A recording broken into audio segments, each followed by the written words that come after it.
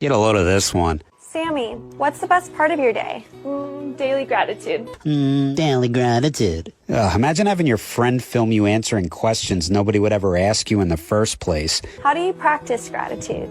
Journaling. Journaling. That's nice. Maybe you could write your next entry in one of those windowsills behind you. Pick an extremely windy day and wear some ankle weights while you're up there, too. It's always good to challenge yourself. What is your word for the day?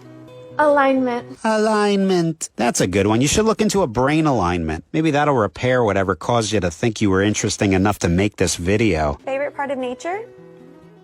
Sunshine. Okay, this woman's insufferable. Sunshine. She's making me physically ill. You can hear it in my voice. Favorite ways to practice self-love? Taking care of myself. Oh, these phony people. What's for lunch today?